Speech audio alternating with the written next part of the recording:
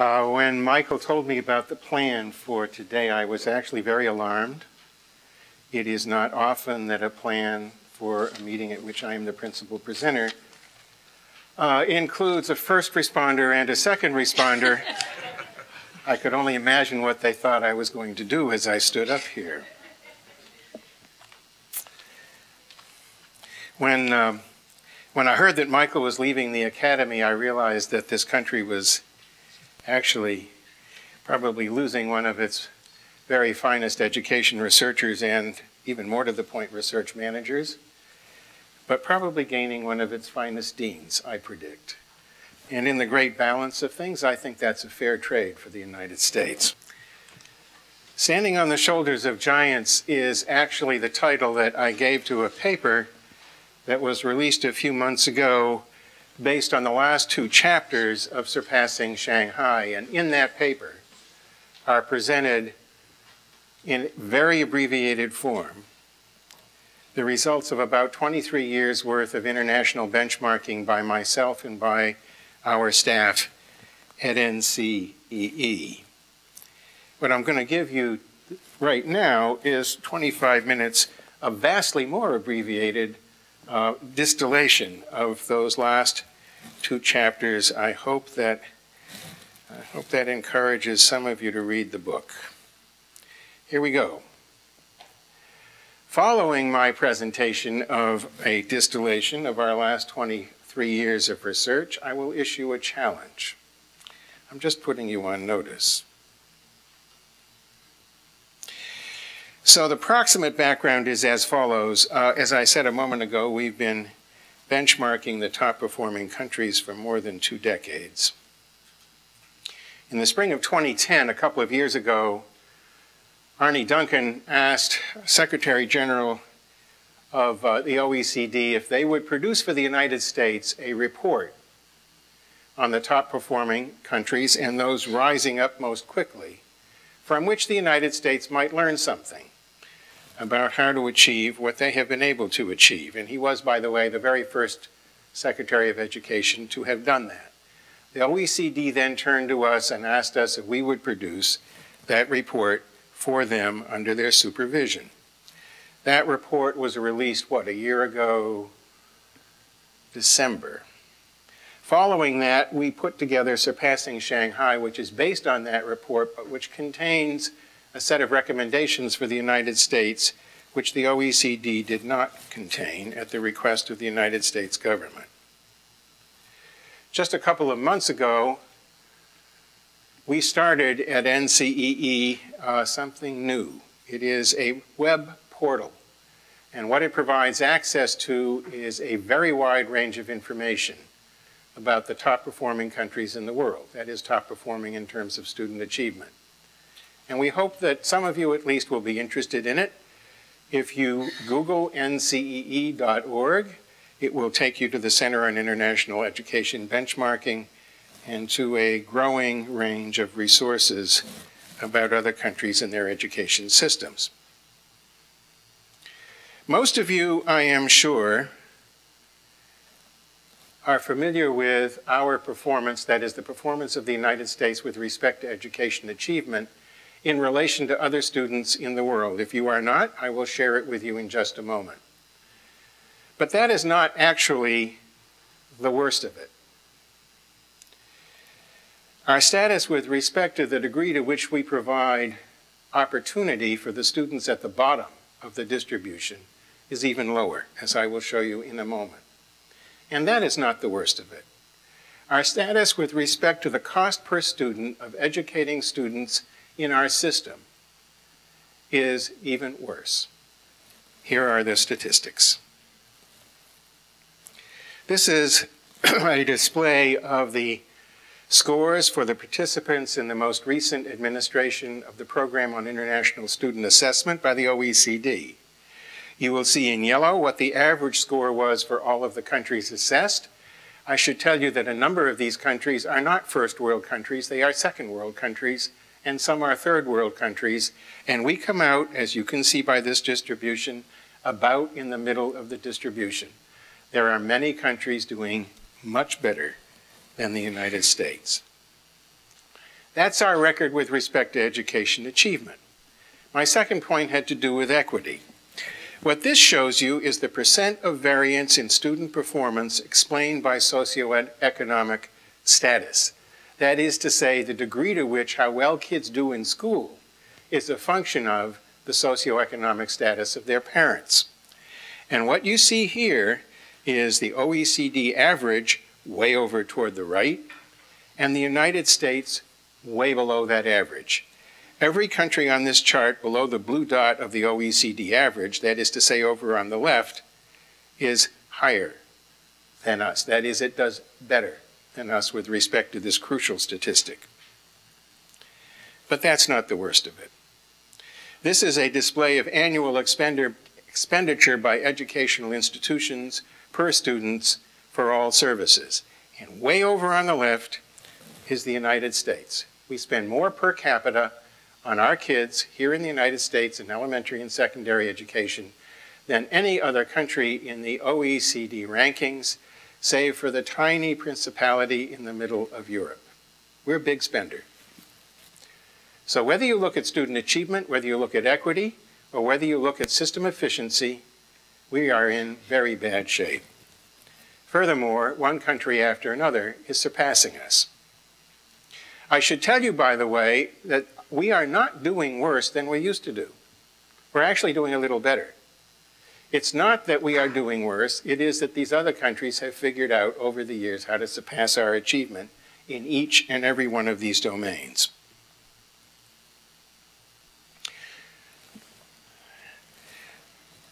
Why have we been benchmarking? How does benchmarking relate to the problem I was just describing to you?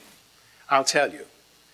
Way back in the late 1970s, David Kearns had just become president and chief executive officer and chairman of the Xerox Corporation. Xerox had come from nothing to Fortune 500 in a faster time than any other corporation in the United States. Xerox was at that time the Google of its era. And a few months after David became chairman and CEO, a group of engineers walked into his office. They had just been in Japan, they had spent weeks there, and they told David that they had discovered a little tiny company named Ricoh. Ricoh, they said, had figured out how to make small copiers, taking about half the time to get to market from design that it took at Xerox. They were able to sell their copiers to their customers for less money than it cost Xerox to build a computer before they added on their overhead, their shipping, their profit, and all the rest. And these engineers said to David, I don't care what our stock price is and where we are in the Fortune 500, we're going to be out of business. So you better figure out how to shut this corporation down because there's no way we can compete. And David turned around to them and he said, you know, those guys put on their pants one leg at a time, just the way you do. You get on our airplanes and you go back to Japan and you figure out how they do it. And you figure out how to do it better. And when he did that, he invented a discipline called industrial benchmarking. That's what it is. It isn't about how to copy somebody. It's about how to figure out who the leaders are, how they do what they do, and how to figure out how to do it in your own way better. So, what should the American response be to the problem I described to you? The solution? Industrial benchmarking. If somebody else has figured out how to beat us, not just one somebody else, one after another, don't you think it would make a lot of sense for us to go and figure out how they're doing it and figure out how to do it better? There we are. As we did that over the years, we came to what was for us at least a startling conclusion. With the exception of the state's Common Core State Standards program, the most popular education reform strategies in the United States are not being used by the top performing countries. And the key strategies being used by the top performing countries are not being used in the United States. We are on our own separate little planet. So what are the strategies that we are using that they are not? The left, for a long time, has said more money will solve the problem. That's a hard case to make when you discover that we are spending more than any other country per student already. This country, about 20 years ago, took a detour in national education policy that the public was hardly aware of. We made a whole set of trade-offs favoring class size in the United States, producing smaller class sizes over the years, choosing that over a variety of other strategies that were available to us. Guess what? In most of these countries, class sizes are larger, and in many of them, much larger. It is impossible to make the case, looking at the international data, that we should be investing in reducing class size. These days, the leading strategy is tying teacher pay and retention to scores on standardized student achievement tests. Not one of the top performing countries is doing that. And that is not, by the way, because they are unaware of the possibility of doing that. They have looked at the United States doing it and said, I don't think so. That's not the direction we want to go in. Not one of them is supporting social entrepreneurs to produce disruptive change. They are totally puzzled why we would be interested in doing such a thing. They're trying to improve their system. They're not trying to destroy it. None of them are taking the caps off charter schools. Do you know why? They don't have any charter schools.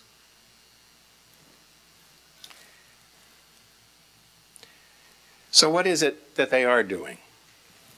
I'm going to take you very quickly through 7 main strategies that they are employing. There are more, and you will find them in Surpassing Shanghai. First of all, they are all aggressive international benchmarkers. They are intensely interested in what the other top performing countries are doing, and they never stop benchmarking because every country that is a top performer is desperately trying to get better than they are, and they're changing their system all the time. Once you become a benchmarker, you never stop. The second important point is they are not generally benchmarking. They're benchmarking with respect to a particular goal that they've got. They are focused on the strategies these countries are using to produce widespread acquisition of complex skills, creativity, and innovative capacity.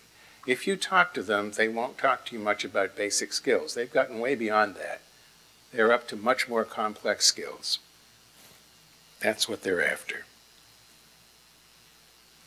Second, they all have very powerful instructional systems. Some of these countries call them by a variety, of names. But the point is, basically, they have figured out what their core curriculum is going to be for all students, typically through the age of 16.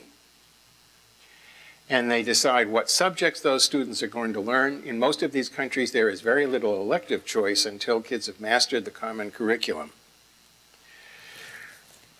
Most of these countries at the high school level, for each course in the curriculum, have worked very hard for a long time creating very high-quality syllabi for the courses that they expect to be taught.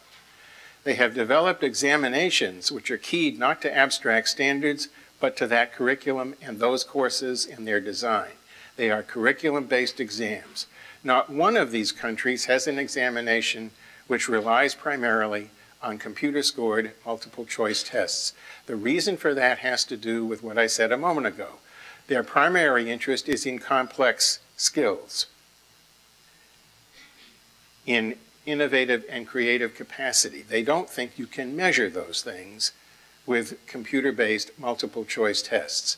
They invest a lot more in assessment than we do because they are very clear about what they want to get out of the system. They have curriculum frameworks that go back down to grade 1. They have decided what topics will be taught in each year, in each subject in the curriculum. The subjects, by the way, that they require go way beyond their native language and mathematics to include the sciences, world history, their own nation's history, art, music, and so on. It's a broad, humanistic, if you will, curriculum. The teachers, when you go to a school of education in those countries, what you find is they're teaching the teachers how to teach the national curriculum. would make sense because that's what the kids are learning in the classrooms. So what you have in these countries is a highly aligned instructional system. Very powerful and very coherent. The Common Core State Standards are a start on what I described. If you were making a ruler 36 inches long, it probably represents about 1.5 inches. When we get it done, it will represent 1.5 inches on that 36-inch yardstick. We are just barely beginning what they have invested years and years and hundreds of millions of dollars in doing. Third, they have a design to get all students to high standards. So do we. But what we have is a slogan. What they have is a design. There's all the difference in the world. In those countries, they ask themselves in a very serious way, if we want to get all students to high standards, what exactly do we have to do to get there? And they lay it out, as an engineer would lay it out. So, for example, excuse me, in their systems, none of these systems now have anything like our local control of school finance. And so in those systems, it's very clear they get more money to kids who are harder to get to high standards than they give to kids who are easier to get to high standards, because their aim literally is to get all kids to the same high standards. Many of them give their very best teachers to the kids who are hardest to educate. All of them give the hardest to educate kids more teachers than they give to the kids who are easier to educate. Why can't I see the bottom of this? There is no tracking in these systems. Basically, these are systems in which they lay out from grade 1 to grade 10 in our terms, what the kids are supposed to achieve year by year in order to reach the same high standards at the end. They don't hold kids back, and they don't push them ahead. The aim is to get them all in a very demanding trajectory and keep them there. No Child Left Behind was a slogan for us. It's a design criterion for them. This one, of course, has been widely talked about, and for good reason. It is crucially important. A high-quality teaching force. They have very high standards, not moderately higher standards, much higher standards for getting into teacher education than we do here in the United States.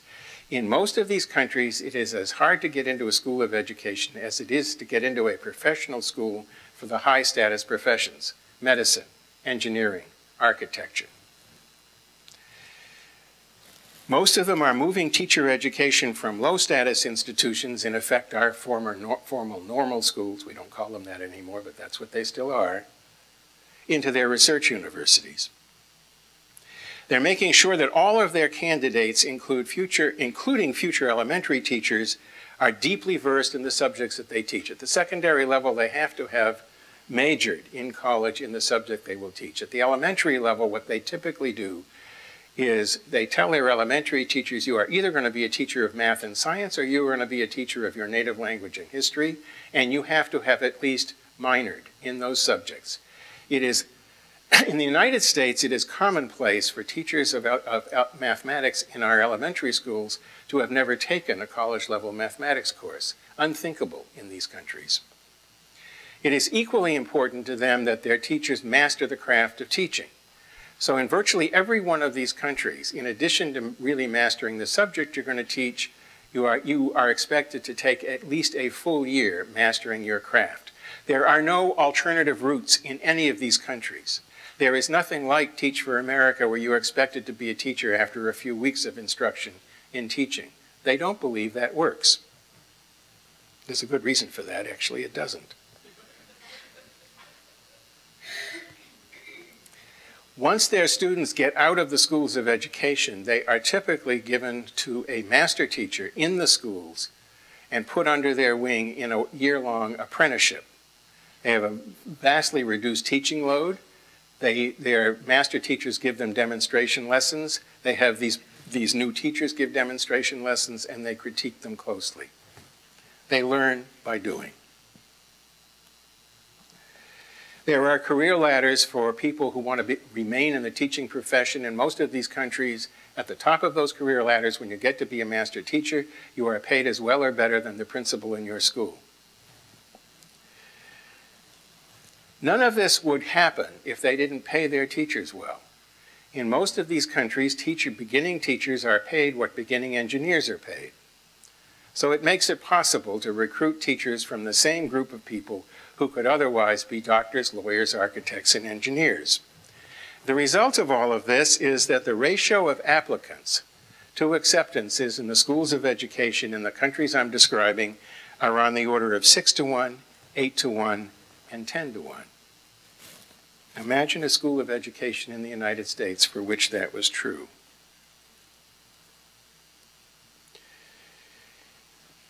Because they are recruiting people to what they are describing as a profession, they have to make good on the promise. One of the characteristics of a professional is that you have professional autonomy, and that is what you'll find in these countries. Crucially important, in this country, we are constantly waiving our very low standards for teachers in the face of teacher shortages. In these countries, they never waive the standards. Never.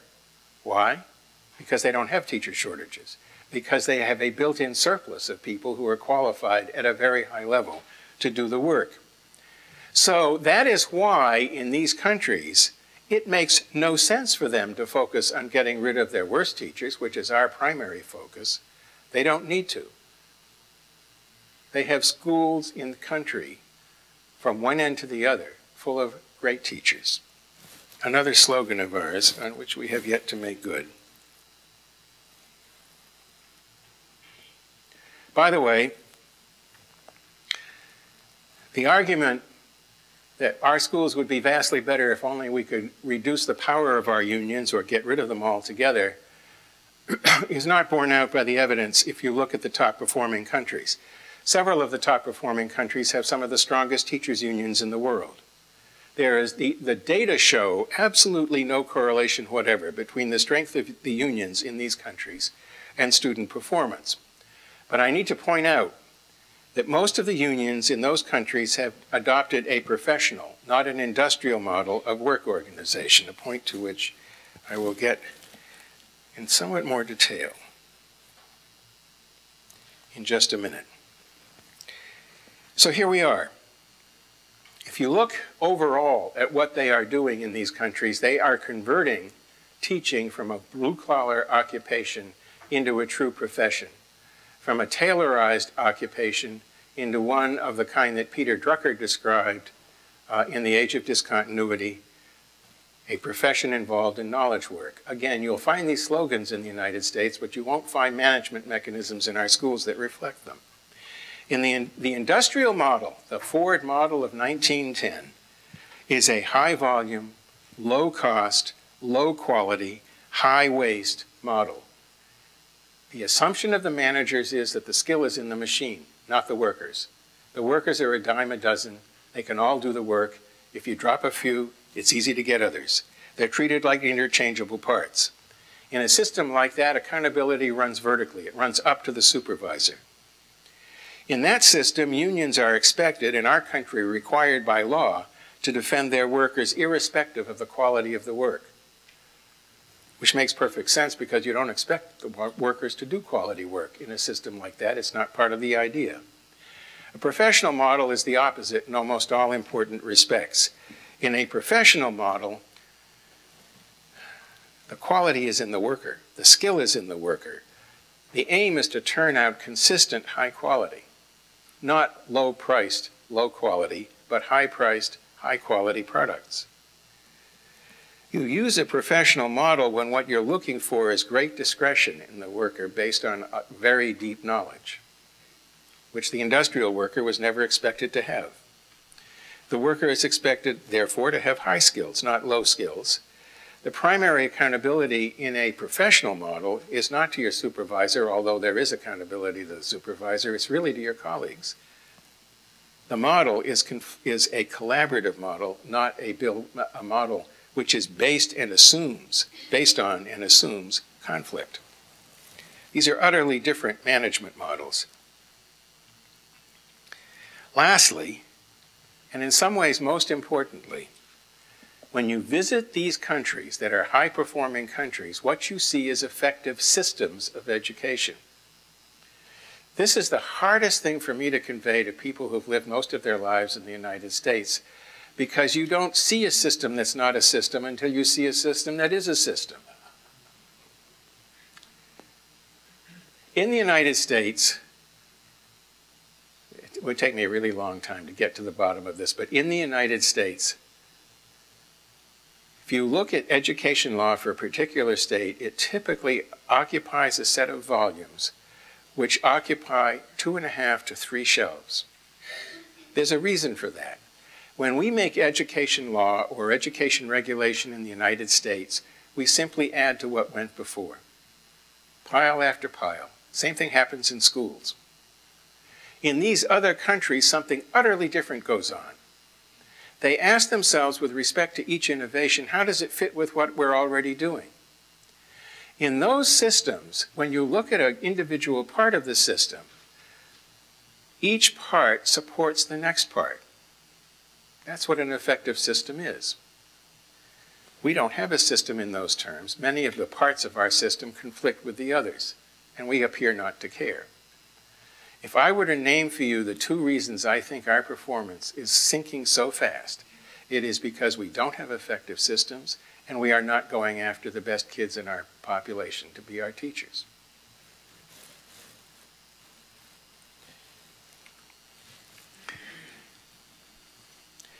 So as we put our education reform plan together in the United States, what kinds of questions are we asking? Read your newspapers.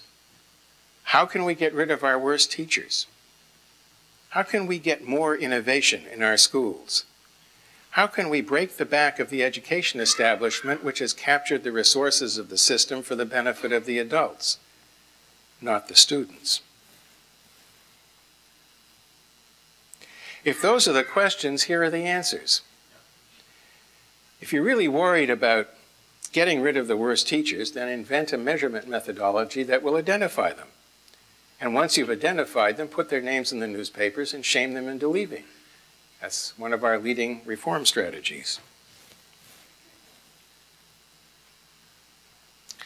If you think that the problem is innovation, then use the market to create innovation, because that markets do that. And while you're at it, curtail the power of the teachers' unions, because they are obviously the problem. But the fact of the matter is this. People all over the world, you know this because they do it right here at George Washington University, people all over the world come to visit American schools to get ideas about how to improve their education systems. Now, how can that be true when our performance is what it is relative to theirs? There's an answer to that question. And they describe it, believe me, in the same language. They talk about peaks of performance in the United States. You can find terrific examples of really neat educational ideas and schools here in the United States. It's been possible to do that for the last 100 years, and I predict it will be possible for the next. What we don't have is an effective system. We have little pockets of excellence. That's why they come here. The last thing in the world that we need is more innovation. We have plenty of innovation. We do not lack for ideas. We don't lack for examples of great schools. We got them. Innovation is not our problem. The lack of systems is our problem.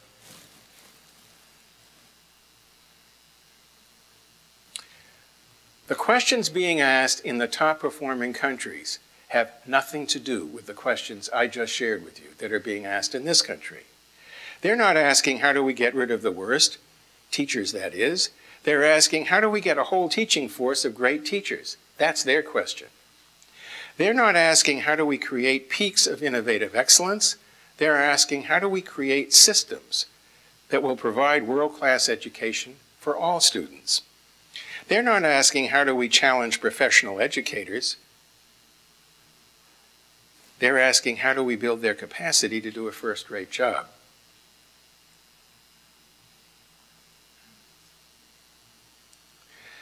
When our team visits ministries of education in other countries, what we see is an institution whose job it is to hold the education system of the country in trust. It's their job to look at the whole thing and ask themselves, is it functioning at peak performance? And if it isn't, how can we get it to do that? That is not a subversive role in those countries. It's the role they're supposed to play. They have plenty of legitimacy doing it. We don't have any such thing in the United States. Nobody wants the United States government to play that role. The state departments of education are not even within 1,000,000 miles of that role. Nobody can imagine a district operating in that role because you have this thing up above that's regulating it. Nobody plays that role. There is no place where the buck stops in the American education system, and that's why we don't have a system, because it is nobody's responsibility to make sure that we have one. So here I am, ready to issue you a challenge. The you here is George Washington University. The challenge is to make it work right here in our own backyard. The District of Columbia is the one place in the United States which does not fit the picture I just shared with you. In the District of Columbia, the school district is the state. It's all right here. The Office of the State Superintendent of Instruction is cheek by jowl with the Office of the Superintendent of Schools in this city. Guess what else is in this city? George Washington University, Georgetown University, American University, Howard University, Catholic University. In every other state in the Union, fixing the problems I just talked to you about represents an enormous challenge, because each school district independently sets the salaries for teachers, independently of each other and of the state. Each higher education institution sets the standards for getting into professional training for teachers. And so it goes. Many, many different actors play important roles in figuring out what the elements of the system are. In a situation like that, if a school of education chose to radically raise its standards and nobody did anything about increasing teacher salaries, that institution would go out of business. But here in the District of Columbia, you could get a group of people sitting around a table of 6 and fix this. The dean is laughing, and I understand where the laughter comes from, but in principle that is true, and it's the only state in the Union of which that is true, even in principle. The people sitting around that table could themselves together decide to do what needs to be done about salaries, entry standards into the institutions, changing the curriculum, changing the licensing standard, putting the right kind of curriculum in place. It's all there. That's my challenge to you folks. Thanks very much for listening to me.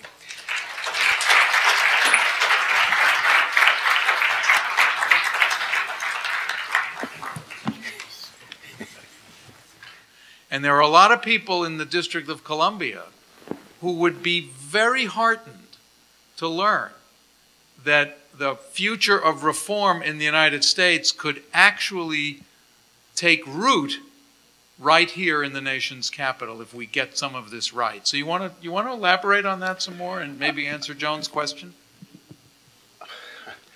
I'm not sure Maybe I know. not. I'm not sure. I know of Joan's dedication on these issues in what must be a very long series of disappointments, and how that makes us all feel. We've all been at this a long time.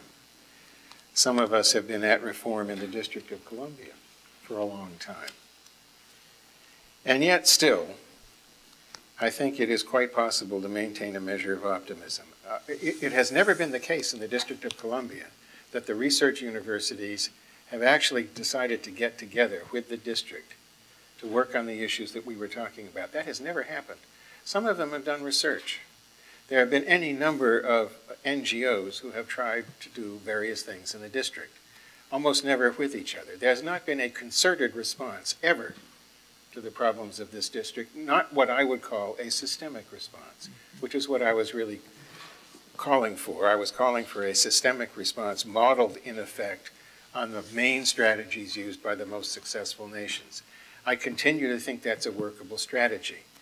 Most of us, when we propose reform strategies in American education, come up with an idea. We, in effect, postulate that this will work for various reasons. It is really rare that we can come forward and say, this actually has worked on a national scale. Even less can we say, it has not just worked on a national scale. These are the underlying strategies that every damned country among the top 10 performing countries have used. We've never done that. How about trying something we know works? We know works. Let me just say one more word about this.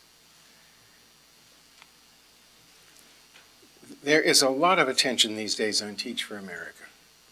A lot of people hold Teach for America up as the model of what this country ought to be doing by way of reform of teacher education and reform of teaching generally. What people tend to forget is that Teach for America supplies less than 1% of all the teachers this country needs every year. And if you look hard, as we have, at the, in effect, the business model of Teach for America, you will see very quickly that that model depends upon it being very small. It's a model that cannot be scaled. Correct. It was never, by the way, intended to be scaled. When Wendy put the program together, she did not offer it to the world as a reform of American teacher education and teacher preparation and of teaching in the United States. She had a much more limited vision, and it's very important what she's done. What I'm essentially saying here is imagine what would happen if these 4 universities got together and committed themselves to recruiting and preparing teachers of the quality that we have associated with Teach for America, committed themselves to supplying to the District of Columbia, year in and year out, students who come from Yale, Harvard, Columbia, George Washington University College, right? But seriously. And we're as well prepared as the teachers in Finland and Singapore and so on. We can do this. So we're not talking about GW studying what somebody else is doing. If the central issue, certainly one of the central issues, is the quality of teachers in our schools, you are a major player. We can do this. That's what I'm talking about. It's Teach for America quality teachers, much better actually, because they don't train them in the craft. They throw them in there and hope for the best. Imagine if we did it right. Questions? We have now, I think, a functioning microphone too. Is it working? We do work? Yep. Yes. Thanks. Thank you. Kate Quinn, Educational Policy Institute. I'm having trouble reconciling a couple points that I've heard. Mark, you're talking about these very successful systems, highly paid professional teachers, highly valued professionals in their craft, the higher resources devoted to assessment and true evaluation. And then Colin brought up that in order to have the type of scaffolding we want in proper professional development for our teachers, it is resource heavy. How is it these other systems? So let me tell you how it's possible to do that. I could not in all good conscience sit before you and say, here's what we need to do, and it's going to cost even more money than we're now spending. Because earlier this evening I told you we're already the top spender, right? I couldn't say that. So let me just share some facts with you. In the United States, as I think many of you in this audience know, more than half the teachers who come out of our teachers' colleges in year 1 are gone from teaching, not just in their school, but from the profession of teaching within 5 years. If you look at the high status professions in the United States, they remain in their profession for something between 2 and 3 times as long as our teachers do after they have left teachers' college. What that tells me is if we were doing this right, we would need somewhere between 1/2 to 1/3 of the number of openings in our teachers' colleges nationwide. Do you have any idea how much money we are spending to prepare 2 to 3 times as many teachers as we actually need? It's an enormous sum of money. Imagine that we were able to capture those savings. A small part of the savings would go a long way toward enabling this dean to hire the finest faculty in the world, right here, in this college, in an expanded teachers' college. Much of the rest of it, which would be most of it, would go into raising the salaries of the teachers, because you can't do this without raising their salaries. We are already spending too much money. We are spending it really badly. We're preparing vastly many more teachers than we actually need. We're spending much too little on each one of them. And we're getting a lousy output at enormous cost. Surely we can do better than that. I just want to add to what Mark said earlier in his presentation, which is that the other big difference in costs is larger class size being the trade-off for higher salaries. Yes. And in these other countries, teachers have knowingly, systems have knowingly made these trade-offs so that they understand, and Mark can tell you that there are teachers in this country who in charter schools or teacher-run schools have made that same decision. You know, if we don't insist on 22 children in each classroom and a second teacher at 23, which I just saw in a school in Arlington, then we are able to offer a higher salary to people. And it doesn't have to be a millionaire salary. It just has to be enough so that those teachers are able to offer their children the same things that their middle-class friends are able to offer to their own. So it's a systemic issue of trade-offs and what we think is important. True. Thanks. We have time for about 2 more questions, so let's try to invite visitors. Yes. I'm Beth Glenn. I'm the National Education Director with NAACP.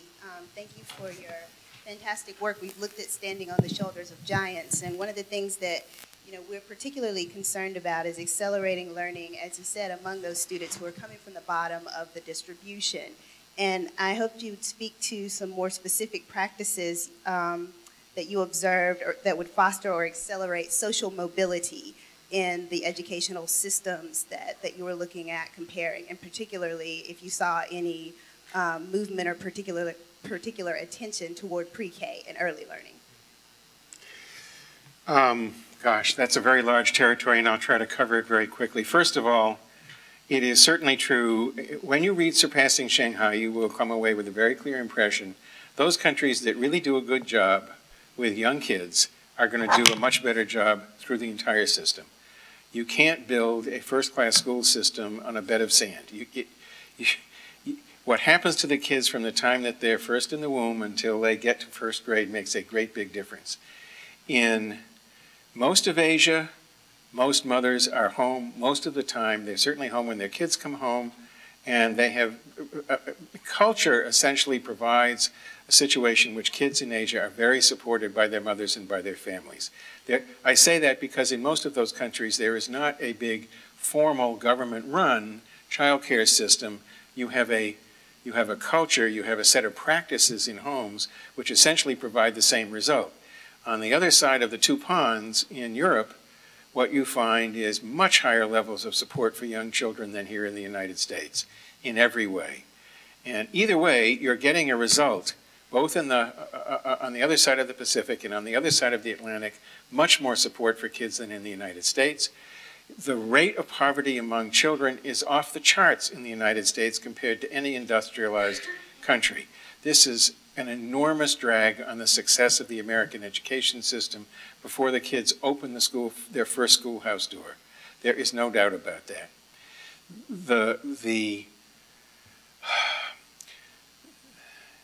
About 30 years ago, equality of income among wage earners in the United States was greater in the United States than most of the other industrialized countries. Today it is the worst.